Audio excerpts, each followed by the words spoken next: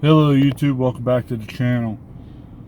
So tonight's story of my volunteer patrolling was always seems to be at night that this stuff happens.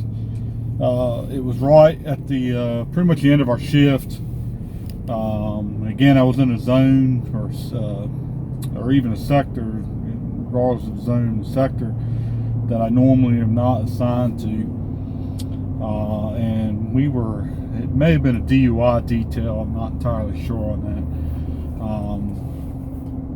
that. It was really late in the, or I guess really early in the morning, probably close to the 2 o'clock, 3 o'clock in the morning.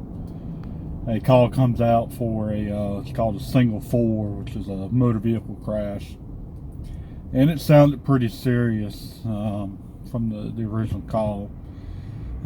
We were pretty, I wouldn't say real close to the area. We were pretty far from that particular crash. We did make our way over to it.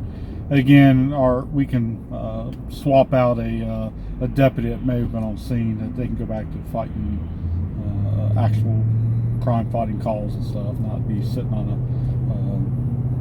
doing traffic control. We arrive and the vehicle is sitting in the middle of the road. It was a obvious T-bone motor vehicle crash, 2 vehicles.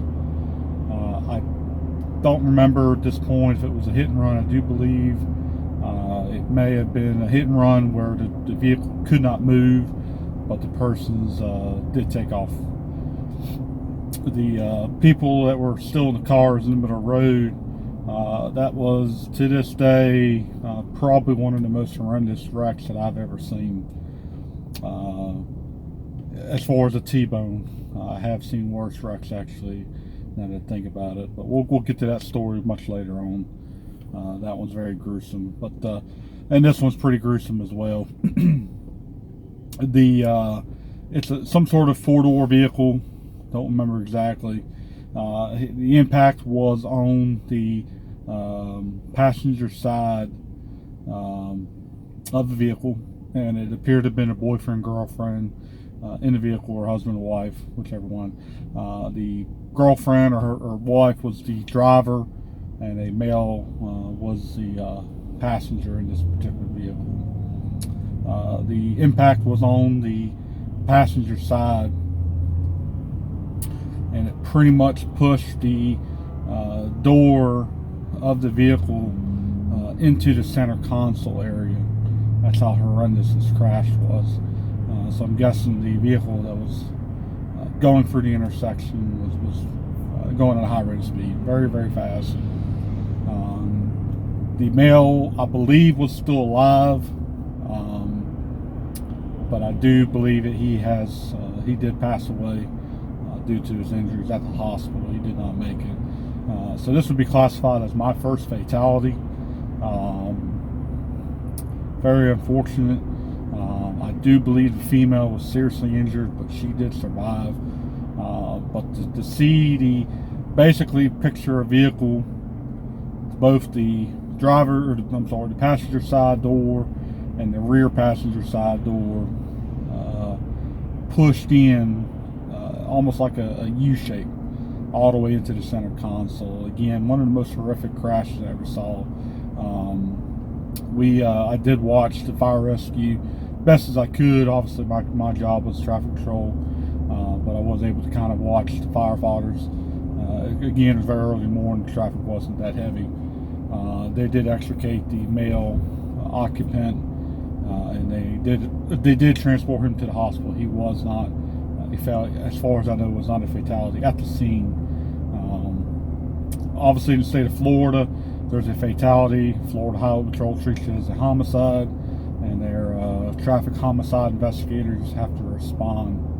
That is what takes so long for roads to reopen in the state of Florida, because there's only a handful of traffic homicide investigators with the Florida Highway Patrol. And just think, Florida's a huge state.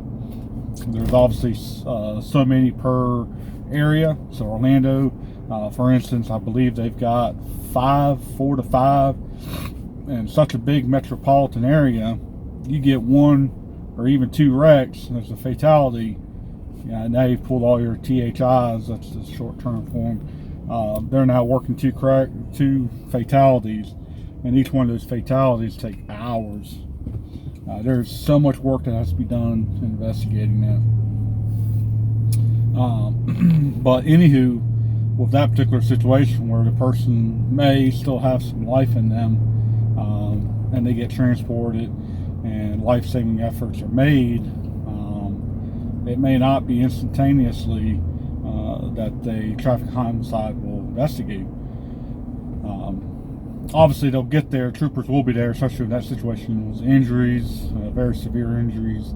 I believe they will send troopers to the hospital immediately in situations like that. That way they get up-to-date information. Very, very sad. That just the horrendous car accident again. That was one of the worst crashes I've seen. In the T-bone situation, I've since seen more horrendous crashes. But I hope you guys liked that. I know it wasn't as detailed, but more just showing emphasis on the severity of the actual car accident itself. The impact of that was just so rocking, I'm sure, for those people in that vehicle. Basically push that seat into the center console area. I'll never forget that. But hope you guys like and subscribe, and we'll catch you on the next one.